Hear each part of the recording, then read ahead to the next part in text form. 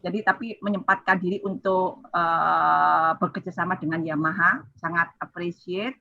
Terima kasih banyak Mas Erik, dan juga terima kasih kepada Pak Yongki, pimpinan dari Smile Music, dealer Yamaha, salah satu dealer yang concern untuk bersama-sama dengan Yamaha mengembangkan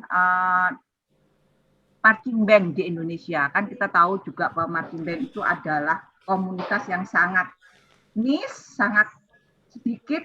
Oleh karena itu partisipasi dari Smile Music untuk selalu konsisten, karena Pak Yongki dan Smile Music itu konsisten untuk membackup kegiatan Yamaha untuk mengembangkan marching band itu dari dulu. Jadi saya sangat appreciate. Terima kasih banyak Pak Yongki dan Smile Music. Dan saya harapkan kegiatan ini tidak hanya satu kali. Kita akan harapkan kegiatan ini akan lanjut terus sehingga coaching atau workshop ini akan bisa memberikan manfaat, terutama bagi anggota dari marching band Waditra Bima Sangatta ya. Kalau cuma satu kali kan efeknya tidak ada, tapi harus ada 1, 2 kali dan follow up dan seterusnya. Jadi sampai bisa memberikan hasil yang maksimal. Itu saja dari kami. Terima kasih banyak. Mudah-mudahan coaching klinik kali ini bisa memberikan manfaat yang sebanyak-banyaknya. Terima kasih banyak. Selamat mengikuti coaching klinik. Terima kasih. Baik, terima kasih Ibu. Yang selanjutnya kita akan dengarkan opening speech dari dealer Yamaha Music, Smile Music, Bapak Yongki. Kami persilahkan Bapak. Wah, saya nggak speech Pak Christian, mau sharing aja. Jadi teman-teman semua, sebagai informasi, saya juga pemain trompet, ya, saya pemain marching band zaman SMA. Jadi udah mungkin kira-kira lama juga ya Bu Yamaya, 40 tahun lalu, ya. Di belakang saya tuh ada tuh gambarnya tuh. Waktu saya masih zaman SMA. Kebetulan sekarang saya jadi dealer Yamaha Musik, ya. Jadi saya sama Pak Mas Erik sama Suri ini udah keliling Indonesia ya. Kita sering berkunjung mengadakan coaching klinik. Kebetulan karena Smile Music itu yang paling support untuk marching band. Jadi di tempat kami kebetulan semua alat marching band banyak gitu ya. Jadi kalau satu hari mungkin ada kebutuhan dari marching band Sangatta, ya silahkan apa yang bisa kita bantu ya. Kita dari mulai perlengkapan marching band, semua merek dari Yamaha kita punya ya, pit instrumen, baterai, brass instrumen, juga aksesorisnya kita melengkapi.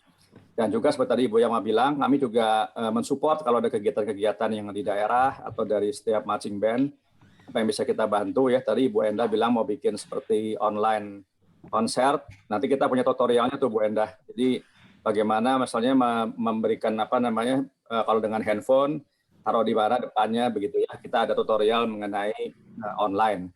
Jadi saya rasa kita pernah ke Sangatta 4-5 tahun lalu ya, satu pengalaman yang tidak terlupakan. Karena naik pesawat baling-balingnya Mas Erik, ditimbang katanya, jadi bukan cuman bagasi ditimbang, orangnya juga ditimbang naik pesawat itu ya, jadi seru juga gitu ya. Dan kita harapkan satu hari Ibu Enda, Ibu Louis, kita bisa ke sana lagi nih Pak Christian ya, satu hari begitu. Demikian dari saya gitu aja. Jadi kita support kegiatan seperti ini udah berapa kali Suri ya? Itu udah 10 kali ya seluruh Indonesia ya. Jadi ini kebetulan yang baru kali ini dengan Sangatta, tapi sebelumnya dengan marching band lain sudah sering kita lakukan juga. Terima kasih, Pak Christian. Ya, terima kasih Bapak. Terima kasih atas sharingnya. Terima kasih juga Bu Mati, dan sukses buat Yamaha-nya. Selanjutnya kita ke perwakilan dari pengurus YPPSB, Ibu Louis Pasireron. Kami persilakan Ibu. Baik, terima kasih banyak Bang Leo. Bapak Ibu yang saya hormati, khususnya Pak Yongki, Bu Yamawati, ya, Pak Erik, Bu Suri, dan juga Bu Endah, teman-teman semua ini para penggiat marching band WPS, selamat sore semuanya. Salam sejahtera buat kita semua. Selamat sore, saya senang Bu. sekali bisa hadir ya di acara ini. Kebetulan kemarin disampaikan Bu Endah dan ya saya nggak bisa menyapa satu persatu, tapi saya sangat bersyukur karena ternyata ada event penting ini yang dilakukan oleh WPS bersama Yamaha. Nah, ini saya mengucapkan terima kasih yang sebesar-besarnya kepada pihak Yamaha, khususnya Ibu Yamawati, juga Smile Musik dari Pak Jongki dan tim, Pak Erik ya. Saya sering lihat nih Pak Erik nih di konser live nih Pak, dengan Pak siapa, Stephen Tong ya. Oh iya. Kayaknya langganan itu.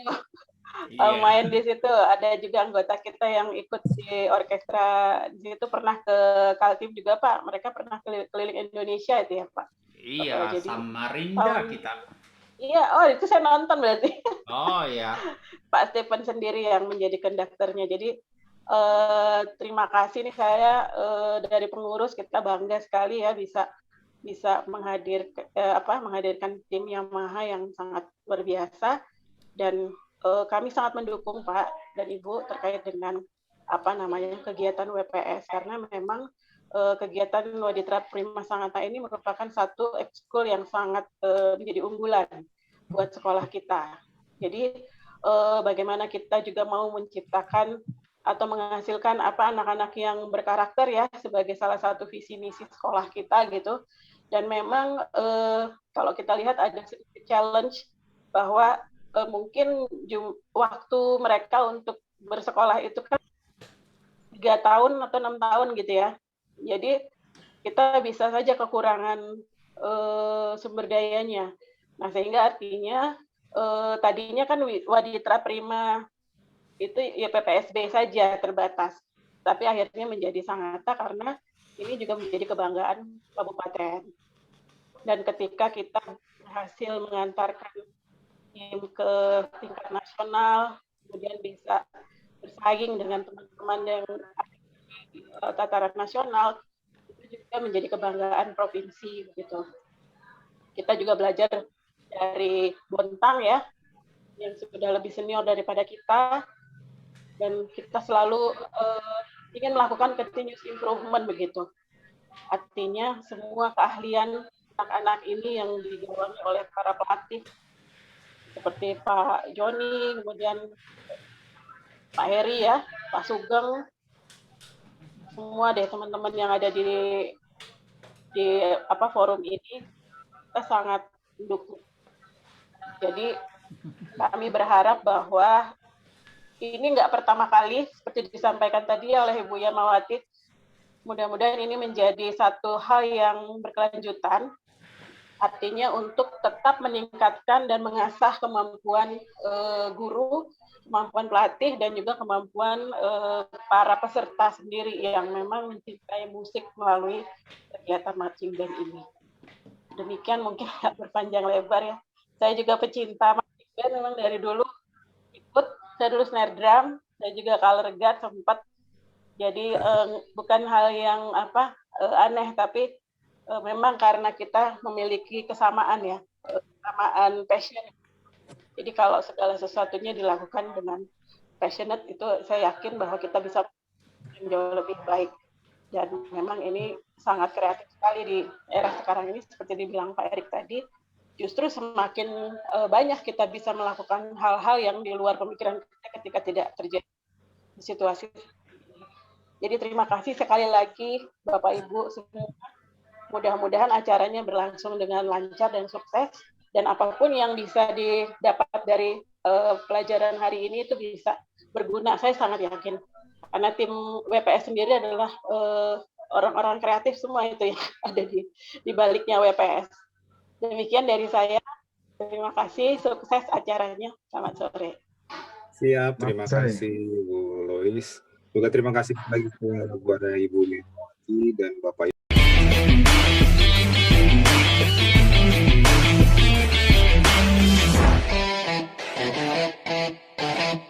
Selanjutnya kita akan masuk ke acara intinya, yaitu coaching klinik bersama Yamaha. Kita langsung persilahkan kepada Mas Erik Awe untuk langsung mempresent acaranya dan melaksanakan coaching kliniknya. Silakan Mas Erik. Oke, jadi marilah kita mulai. Saya akan pakai slide sedikit. Jadi akan share screen sambil ngobrol, ada share screen-nya. Oke. Share. Oke. Jadi judul yang akan kita bikin adalah latihan di rumah. Ini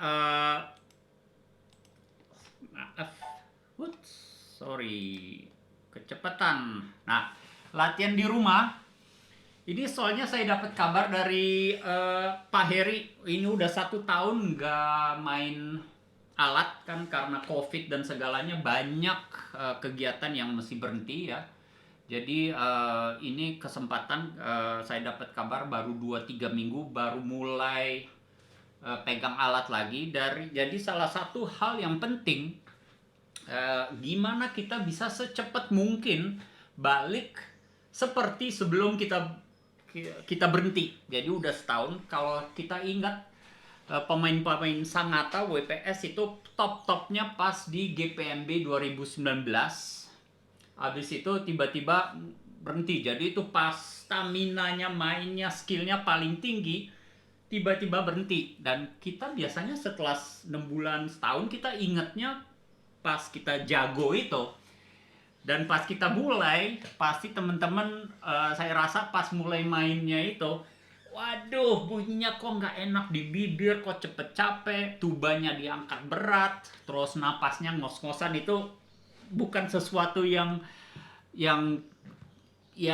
apa ya, yang di luar kebiasaan. Emang semua pemain brass akan mengalami kondisi itu. Nah, saya juga, misalnya saya aja 2 minggu 3 minggu nggak main, pas main lagi aduh bibirnya kok nggak enak, dan pokoknya comfortnya hilang deh.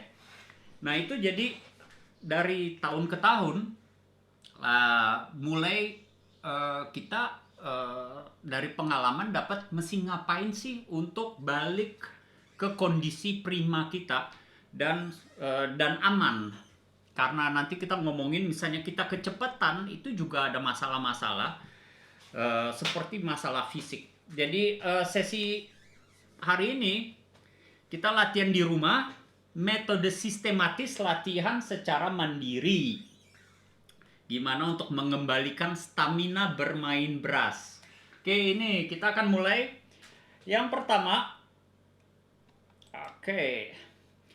saya mau membedakan sedikit latihan bersama sama latihan mandiri.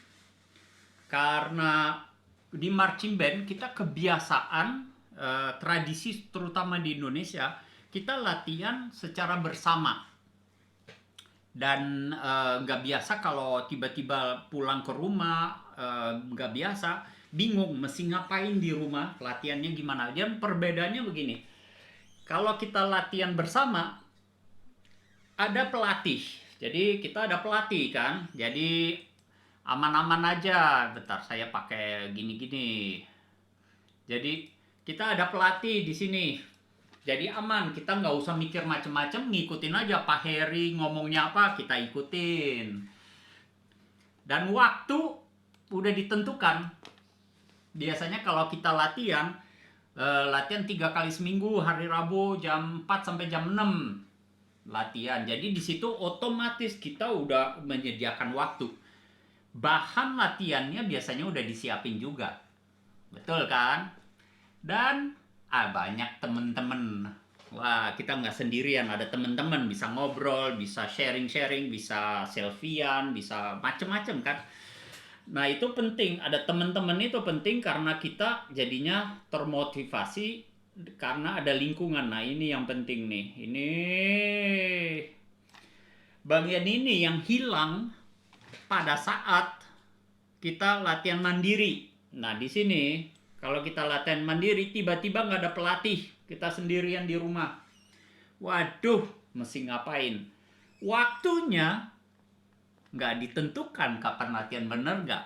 Bebas, pokoknya kalau nggak ada sekolah, nggak ada kegiatan bisa latihan. Nah itu ada keunggulannya, tapi juga seringkali itu jadi masalah. Karena kita nggak tahu kapan mulainya. Kadang-kadang kita nunggu pas kosong baru latihan. Nanti kita bicarakan kelemahannya apa kalau waktu nggak ditentukan. Bahan belum disiapkan. Jadi biasanya kan pelatih akan kasih tahu pas online dikit-dikit Bentar, ini Pakistan. Oke, Pak Yongki, udah mesti berangkat. Yuk. Bahan belum disiapkan, jadi kadang-kadang pelatih kita bikin latihan long note, latihan staccato, tapi nggak ada bahannya, kita nggak baca, itu belum disiapkan. Dan salah satu yang banyak orang yang sedih, nggak ada teman-teman nih, teman-temannya nggak ada. Hasilnya motivasi susah. Benar nggak? Benar ya, soalnya aku juga begitu kok.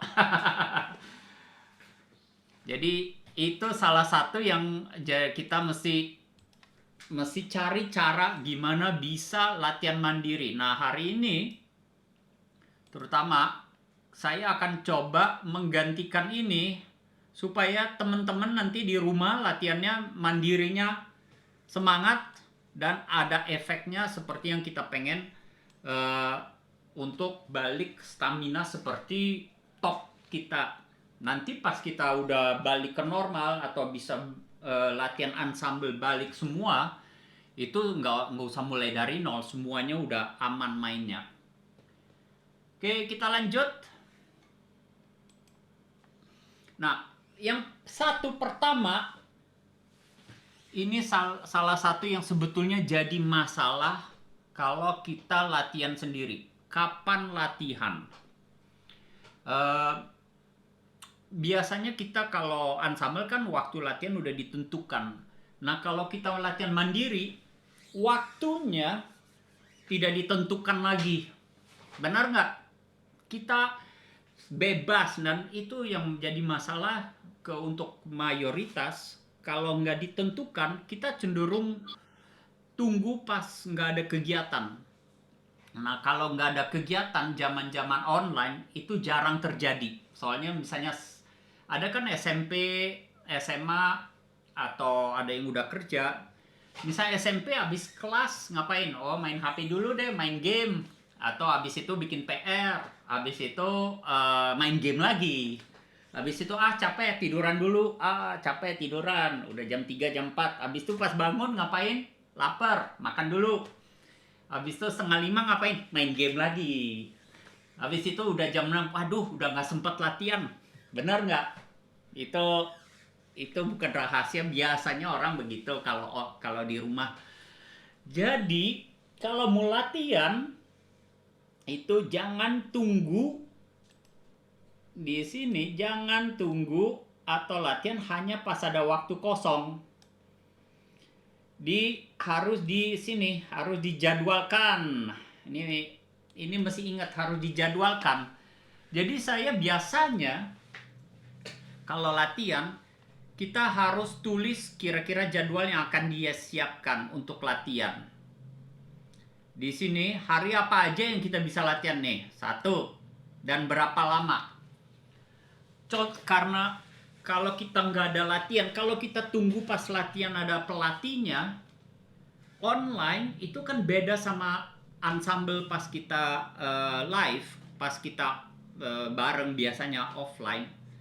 Kalau kita online kan nggak bisa main bareng, nggak bisa main barengan semua temen. Kita main kayak sendiri-sendiri, pelatihnya nggak bisa dengar kita dengan teman-teman kita, itu mesti satu-satu. Dan itu nggak efektif kalau kita latihan mandiri, tunggu ada pelatih dan banyak orang. Jadi kita harus latihan setiap hari yang lain. Jadi misalnya latihan ensemble itu hari Rabu, hari Kamisnya kita mesti menyediakan waktu. Hari apa aja yang kita bisa. Jadi coba di sini, kalau aku sendiri, karena saya kerjanya main trompet, kebalik, saya mesti cari waktu yang bukan untuk latihan. Tapi untuk orang yang sebetulnya yang banyak kegiatan yang lain, itu mesti ditentukan. Dalam 1 minggu bisa berapa hari. Kalau saya ngusul untuk teman-teman itu sediakan 5 atau 6 hari untuk yang sedia untuk latihan. Jadi bisa hari Senin, Selasa, Rabu, Kamis, Jumat, atau Jumat enggak, Sabtu, minggu nggak usah, atau salah satu nggak usah, itu jadi 6. Dan berapa lama? Itu kalau kita 15 menit per hari, coba 15 menit, itu aja lebih bagus. 15 menit per hari untuk 5 hari lebih bagus daripada 1 hari 1 jam atau 2 jam. Mendingan setiap hari dikit 15 menit.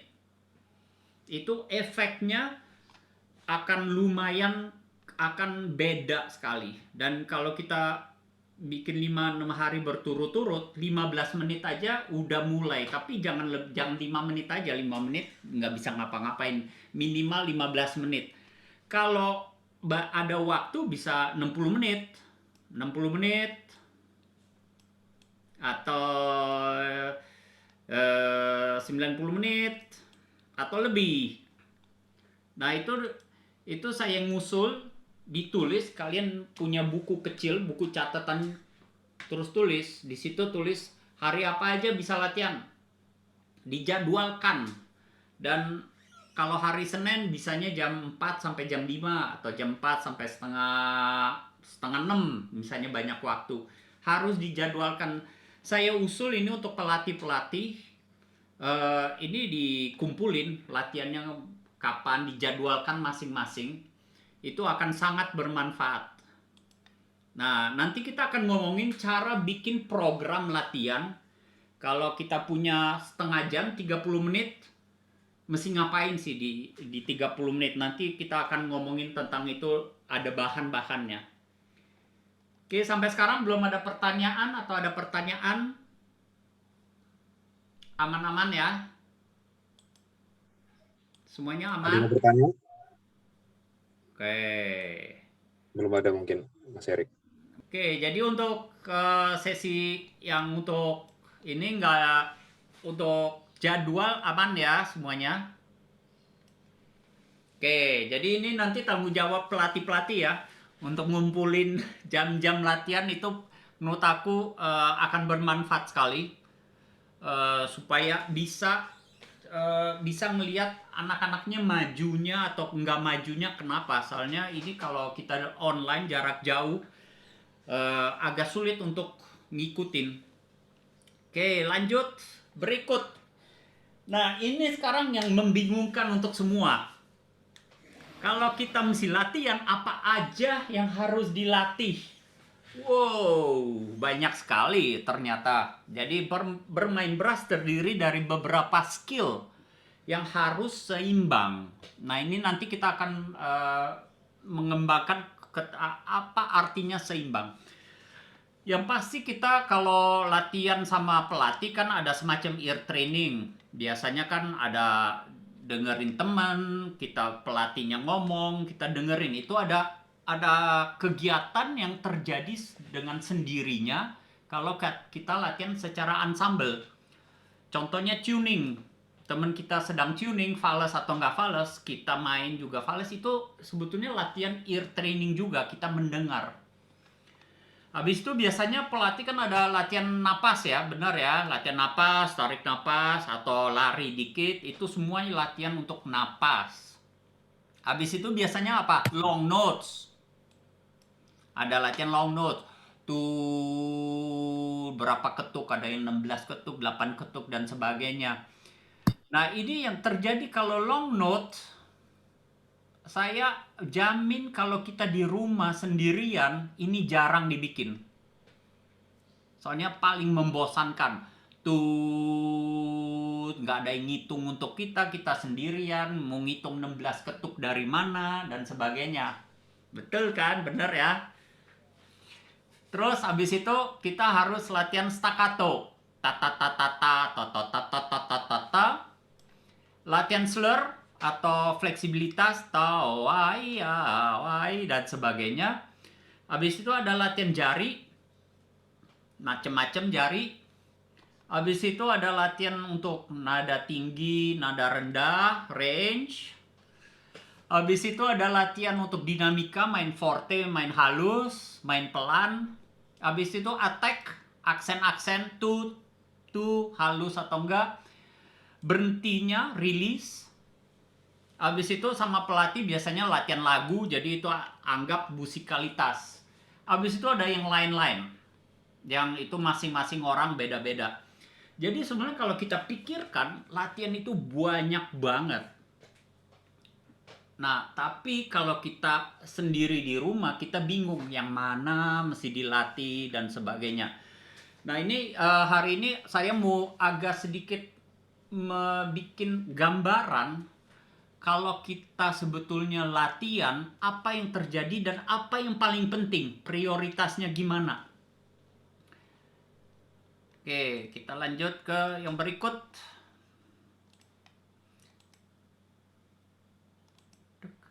Nah, saya mau gambarin dikit, gambaran skill bermain. Kita harus main alat brass itu sebenarnya kita mesti memikirkan itu kayak mobil. Jadi kalau mobil, itu apa yang kalau kita pikirin mobil, biasanya kita tahu ada roda ya. Ada 1 roda, ada 2 roda, ada 3 roda. Anggap ada 4 roda ya, kecuali mobil yang macam-macam. Habis itu ada mesinnya, ada mesin. Dan setelah mesin itu ada bodinya ya. Anggap ada body, kita ada bodinya nih. Tut, ini body. Wah, keren juga ini. Habis itu ada tempat duduk. Kayak gini kan. Nah, ini mobil ya. Anggap ini skematik mobil. Sekarang apa yang terjadi kalau mobil itu kurang 1 roda? Pup. Masih bisa jalan nggak ya? Kayaknya akan susah. Jadi kurang 1 roda, apalagi 2 roda, nggak mungkin. Ya, apa yang terjadi kalau mobil itu nggak ada mesinnya? Pup. Atau mesinnya mogok? Nggak bisa jalan ya? Benar, nggak bisa jalan. Apa yang terjadi kalau di dalam mobil itu nggak ada tempat duduk? Iya, kayaknya nggak bisa disetir ya, atau nggak enak dipakai. Jadi itu semua itu. Jadi mobil itu terdiri dari semua komponen ini. Komponen semuanya mesti seimbang dan mesti bagus supaya dia bisa berjalan nyaman. Kalau salah satu, contohnya ya, saya mau contoh, ada 4 roda tapi ada salah satu rodanya, bentar, rodanya gede, satunya gede banget, yang lain kecil-kecil, nggak seimbang lagi. Nah, mobilnya akan pincang. Jadi kita mesti ingat semuanya mesti seimbang. Nah, sekarang kalau kita ambil main brass, sebentar. Kalau kita main brass, itu seperti mobil. Kita ada semua skill yang tadi. Coba ya, saya mundur dulu. Nah, ini skill semua ini, skill ear training, breathing, long note, segalanya, itu harus diseimbang. Tapi ada beberapa skill yang pengaruh utama. Jadi ini saya mau menjelaskan dikit. Skill yang paling penting itu sebetulnya mesin. Mesin dengan bodinya. Anggap itu bodinya. Nah, ini mesinnya. Kalau di brass itu, saya mau sekarang ini ada pertanyaan. Apa yang paling penting kalau kita main brass? Ada yang mau jawab? Yang paling penting. Nafas. Oke, nafas. Nafas itu bagian dari yang paling penting. 1, ini nafas. Ini aku akan breathing ya, nafas. Nah, itu nafas. Tuh, ada lagi nggak?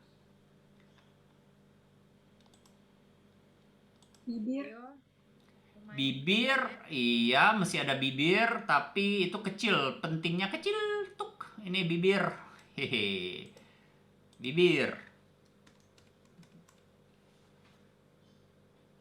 Embouchure. embouchure. Oke, ini bagian dari ini juga. Oke, ini semuanya benar, nggak ada yang salah. Embouchure. Ada lagi? Artikulasi. Ups, ini bentar. Tup. Wow, wow. Wow, udah kelihatan. Embouchure, artikulasi. Nah, ini artikulasi Lidah. bukan bagian paling penting. Lidah. Tanging. Tang. Tongging itu bagian dari artikulasi. Masih belum yang paling penting. Oh.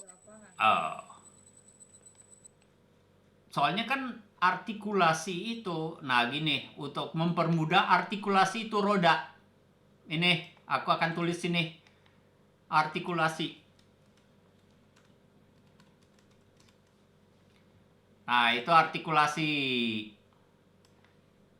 Tapi ini mesin sama bodinya lebih penting dari artikulasi. Artikulasi nggak bisa jalan selama nggak ada ini. Benar nggak? Jadi ini menurut kalian apa ini? Oke, aku akan tulis. Ini, semua ini, termasuk nafas, bibir, embouchure, itu adalah long note. Itu. Long note ini adalah mesin. Soalnya kalau kita pikirin, kalau kita mau artikulasikan tata-tata, ada long note-nya, benar nggak? Ada nadanya, tut, mesti ada nadanya. Long note itu, untuk bisa long note yang bagus, mesti ada nafas yang benar, bibirnya, embouchure mesti benar. Semuanya untuk bikin satu nada doang. Nah, ada roda-roda lain. Saya lanjut, ada roda lain. Di sini aku akan tulis slur. Habis itu ada lagi. Di sini nada tinggi, range. Range jadi nada tinggi, nada rendah. Di sini artikulasi, slur, range. Kita bisa bikin, anggap stamina. Atau ini deh, teknik main cepat. Oke, teknik main cepat itu lebih banyak ke jari-jari, pencet-pencetannya cepat gitu. Nah, ini semua roda-roda ini harus seimbang supaya mobil, ini kan satu mobil bisa jalan. Tapi roda-roda ini semuanya tergantung yang tengah. Yang tengah ini, wah, saya coba ya. Yang tengah ini semuanya yang akan mempengaruhi yang lain. Jadi ini ada skematiknya. Saya coba ya untuk menjelaskan yang clear. Nah, ini kelihatan ya. Ini long note. Di dalamnya ada macam-macam, ada napas, ada bibir, ada macam. Tapi semuanya untuk membuat nada tut. Intinya begitu. Harusnya apa? Jadi kalau kita lihat ini, long note ini akan mempengaruhi artikulasi. Long note ini akan mempengaruhi flexibility, slur, dan legato, dan lip trill. Long note ini akan mempengaruhi range, nada rendah dan nada tinggi. Dan long note ini akan mempengaruhi cara kita main cepat. Jadi, dan semuanya saling mempengaruhi. Untuk itu, pentingnya seimbang. Jadi kalau kita latihan, setiap kali kita latihan, kita harus latihan sedikit dari semuanya, tapi harus selalu ada long note. Itu untuk itu pelatih kita selalu ngomel bikin long note, sementara kita ngomel untuk apa sih long note, maunya main cepat, main tinggi, main keras. Tapi itu long note ini yang akan membuat kita bisa tongging, kita latihan tongging, kita latihan flexibility, kita latihan fingering, kita latihan range nada, semua yang lain itu harus seimbang supaya kita mobilnya itu bisa berkembang. Jadi apa yang terjadi kalau ada satu orang yang hanya latihan nada tinggi? Oke, si Gatut namanya. Si Gatut, aku nggak mau main yang lain, aku mau main nada tinggi doang. Jadi dia akan kembangin nada tinggi doang. Udah jago nada tinggi. Tapi dia nggak bisa artikulasi, nggak bisa flexibility, nggak bisa fingering. Hasilnya mobilnya ya mogok-mogok. Karena dia nggak seimbang. Dan pada satu saat akan mentok. Dia main bisa cepat, nada tingginya bisa bagus, tinggi, tapi dia nggak bisa main apa-apa gitu. Intinya. Atau ada satu orang dia tonggingnya cepat, tapi nggak punya flexibility. Dia akan mentok kemajuannya. Nah ini teman-teman harus ingat, soalnya kalau kita latihan pada satu saat, kalau kita rasanya kok nggak maju-maju, mentok, itu kalian mesti mikir ada salah satu dari roda ini atau dari mesinnya yang nggak seimbang. Ya ini skemanya penting banget, soalnya saya selalu, kalau saya latihan, saya selalu lihat mana yang paling lemah, itu yang dilatih. Oke, ada pertanyaan untuk ini, masih aman? Aman semua ya? Soalnya kita akan lanjut. Nah, sekarang kita masuk ke workshopnya. Jadi kita akan main dikit ya. Jadi karena kita udah lihat tadi mesin itu long note, kita harus melatihnya sebetulnya lebih banyak daripada yang lain. Kita harus menaruh waktu, porsi waktunya lebih banyak. Jadi kalau kita latihan, kita kan ada warm up kan. Di warm up itu sebetulnya warm up pemanasan itu juga untuk menyiapkan mesin. Mesin itu long note. Habis itu warm up kita flexibility, tongging. Habis itu ada bagian development. Kalau yang bagian satunya udah aman, baru kita bisa mengembangkan range, mengembangkan teknik, baru kita mengembangkan lagunya. Jadi kalau kita latihan, kita harus selalu ada bagian 1, bagian 2. Kita harus selalu seimbang di semuanya, di bagian 1 dan bagian 2. Nah ini lanjut. Ini waktu-waktu yang biasanya saya sediakan. Kalau saya ada waktu 60 menit, saya membagi waktu latihannya begini. Kalau saya ada 120 menit, pembagiannya waktu begini, 180 menit begini, ada 240 menit, berarti aku satu hari bisa latihan 4 jam, ada pembagiannya begini. Nah, saya mau menjelaskan, ada salah satu hal yang penting sekali sebetulnya kalau kita latihan. Nih, saya tandain di sini adalah ini nih. Pup, pup, tut, tut, tut. Selalu ada namanya rest. Rest itu istirahatnya. Istirahat soalnya kita main bibir capek. Kita butuh istirahat sesuai dengan apa yang kita main. Nah, kalau kita lihat di sini, karena kita baru warm up, ini bagian warm up persiapan di sini.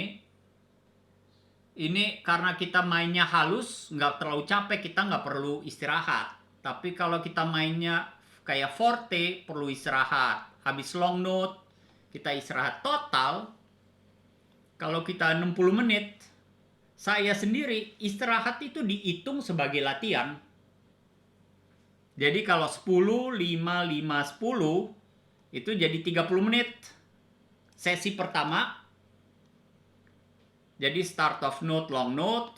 Habis itu aku mulai flexibility 5 menit, istirahat 5 menit, tongging 5 menit, istirahat 5 menit. Habis itu teknik, misalnya aku hanya punya 1 jam per hari, teknik aku lewatin. Soalnya nggak terlalu ribet gitu. Aku bisa latihan jari pas istirahat. Jadi sesi kedua 20 menit. Habis itu sesi ketiga aku etude atau mau latihan lagu atau apa, ini 5 menitnya aku bagi-bagi jadi sisa 10 menit, totalnya 60 menit. Nah, ini penting kalau pembagian ini. Kenapa? Soalnya kalau kita lihat bagian atas di sini, ini selalu akan dapat porsi paling gede. Ini mesinnya, mesin dari kalau kita latihan. Long note, start of note, release, long note itu semuanya porsi harus selalu ada. Yang lain itu bisa cicil dikit-dikit, itu semuanya akan maju selama kita latihannya seimbang. Jadi ini sebetulnya nggak harus ngikutin persis ya 60, ini latihan aku ya. Jadi nggak perlu ikutin, ini aku perlunya begini. Jadi misal aku 1 hari punya lebih banyak waktu, porsinya meningkat drastis banyak dari 30-50 menit. Tapi kalau kita lihat long note-nya selalu paling banyak, bagian ini jauh lebih banyak daripada yang lain. Kalau kita lihat ini. Kenapa? Karena kalau misalnya saya bisa main nada dengan benar, artikulasi tinggal latihan aja, flexibility tinggal latihan aja. Kita nggak akan bisa main flexibility yang bagus kalau kita breathing sama long note-nya nggak benar. Jadi ini bisa dipakai untuk patokan. Misalnya kalian perlu filenya, nanti saya bisa kirim sih file ini untuk patokan. Jadi patokan pembagian jam latihan. Kalau kalian punya 15 menit, ini pertanyaannya, kalau kalian punya 15 menit, pembagiannya gimana? Ada yang mau jawab, yang berani jawab? Saya punya 15 menit untuk latihan hari Minggu. Akan latihannya gimana? Di sini akan taruh berapa waktu, di sini berapa waktu, di sini berapa waktu.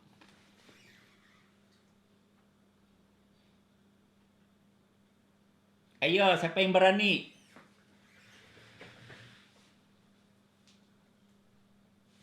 Kalau enggak saya pilih salah satu dari orang yang saya lihat nih. Coba ya. Saya Boleh Mas Erik seperti itu. Saya pilih. Oke, saya pilih. Oh, hilang semua videonya. Gini deh. Jangan pada hilang. Oke, aku yang pilih Novi. Oke, silakan Novi. Silahkan Novi, nyalain videonya. Menghilang tiba-tiba. Ayo, semangat. Novi main apa ya? Kabur ya? Novi, halo. Ya, tuh, Novi. Kalau kamu punya 15 menit untuk latihan dalam sehari, kamu akan baginya gimana?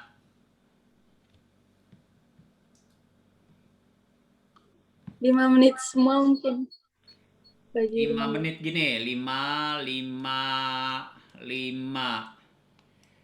Sebetulnya iya dan enggak.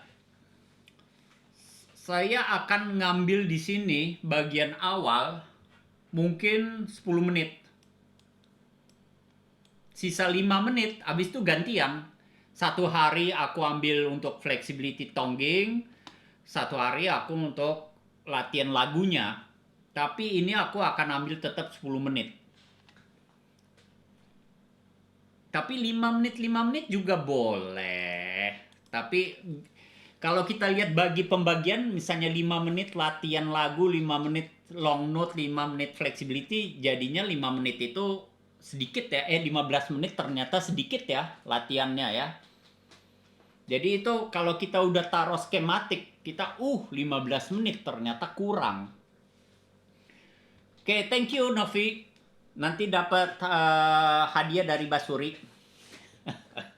Hadiah virtual. Asik. Selamat Novi. Asik. Di-mention nanti Basuri di IG-nya ya. Yang ada dia munculan tuh. Oke, jadi satu lagi. Umpamanya saya punya waktu 30 menit deh. Oke. Pembagiannya gimana? Siapa yang memberanikan diri atau saya yang tarik orang? Langsung ditunjuk lagi Mas Erik. Itu tadi ada yang mau memberanikan diri. Ya. Oh, Dika. Andika, yuk. Andika. Kalau saya mungkin 15 menit, 10 menit, sama 5 menit. Ya, aku setuju. Itu cukup seimbang. Jadi ini pentingnya kita mesti sedikit dari semua, tapi porsi long note-nya mesti lebih banyak. Konsepnya begitu. Itu saya jamin kalau diulang tiap hari latihan begitu, ini 30 menit. Kita ulang dengan pola begitu, kita perkembangannya stabil sekali. Yang terjadi kalau kita latihan, kita nggak terarah satu hari latihannya ini, besok latihannya yang lain, hari ketiga mulai latihan macem-macem.